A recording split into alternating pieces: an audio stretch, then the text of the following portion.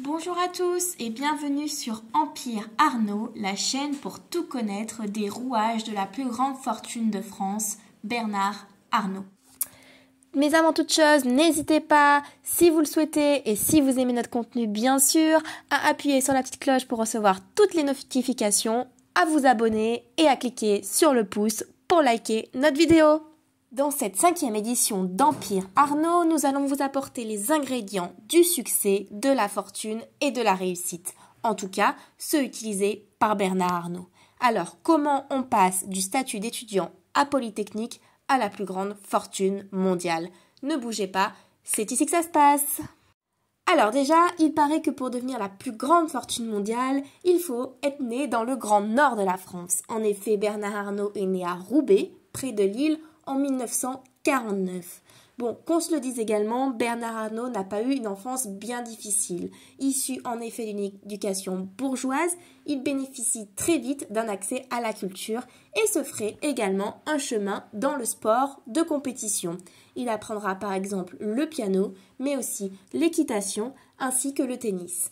La fibre entrepreneuriale, apparemment, c'est de famille chez les Arnault, puisque son père, Jean Arnault, avait lui-même créé sa propre entreprise de bâtiments et de travaux publics nommée Ferré-Savinel. Jean Arnault est d'ailleurs chef diplômé du lycée d'élite Louis le Grand et de l'école centrale de Paris, descendant d'une lignée de militaires alsaciens. Une entreprise que Bernard Arnault reprendra à la suite de ses études à Polytechnique et il en deviendra le président en 1978.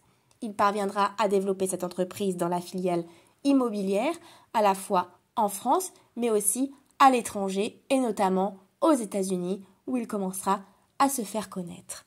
Il faut savoir que Bernard Arnault aura en fait mis 2 ans à passer le concours de Polytechnique. En effet, il est déclaré admissible dès la première année, en 1968, mais ne pourra malheureusement pas se présenter aux épreuves physiques à cause d'un bras cassé. C'est ballot.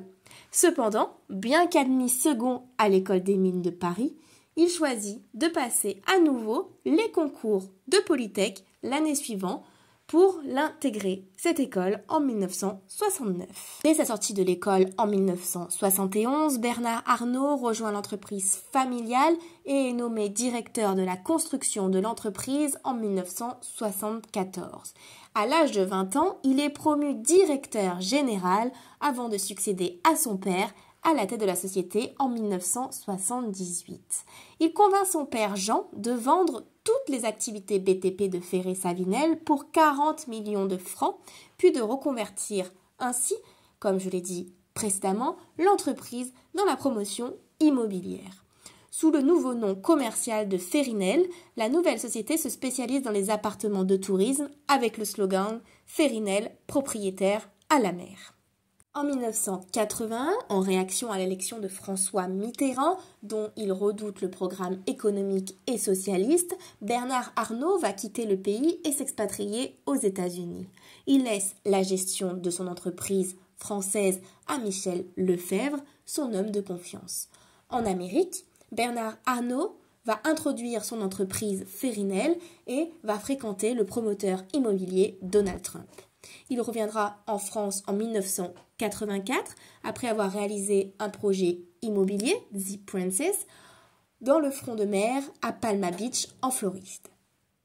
De retour donc en France en 1984, Bernard Arnault va faire l'acquisition de la financière Agathe Willow, dont il conserve la prestigieuse marque Christian Dior et le grand magasin, Le Bon Marché, après avoir bénéficié d'importantes aides financières publiques contre la promesse d'éviter des licenciements massifs envers ces 2 marques. Renommé et appelé en tant que chevalier blanc par les actionnaires du groupe LVMH pour tenter de relever l'entreprise, Bernard Arnault va très vite devenir le principal actionnaire du groupe en 1989. Le groupe est à la recherche d'investisseurs. Le PDG de Louis Vuitton demande alors à Bernard Arnault de prendre une participation plus importante dans la société. Avec plus de 25% des actions, Bernard Arnault devient alors l'un des principaux actionnaires du groupe. À la même période, la direction de LVMH connaît de fortes difficultés. En effet, outre la mésentente entre les familles, les deux coprésidents des deux groupes divergent quant au choix stratégique du groupe. Et c'est là que Bernard Arnault va intervenir pour s'affirmer comme l'actionnaire pivot pour l'avenir de LVMH. Pour prendre le contrôle définitif du groupe, Bernard Arnault va lancer une offre publique d'achat, une OPA, et va alors devenir actionnaire majoritaire du groupe, évinçant alors sans scrupule Alain Chevalier, le PDG de Moët & Hennessy. C'est en 1989 que Bernard Arnault va être élu président à la direction de LVMH, ce qui va faire de lui un manager actionnaire du groupe. Et sur les 20 prochaines années, il va alors conduire un plan de développement du groupe permettant à LVMH de devenir peu à peu le groupe que vous connaissez, c'est-à-dire le premier groupe de luxe au monde. En 11 ans, la valeur du groupe sera multipliée par 15, tandis que le chiffre d'affaires et le bénéfice progressent de plus de 500%.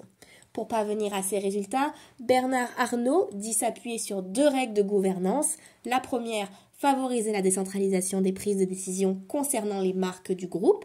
Il considère en effet que la gestion de marques de luxe ne peut fonctionner que dans le cadre d'une organisation décentralisée, c'est-à-dire que chaque entreprise fonctionne indépendamment des autres.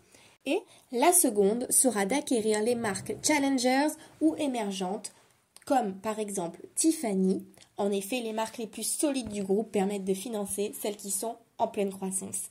Cette stratégie permet de renforcer et de développer le groupe d'LVMH.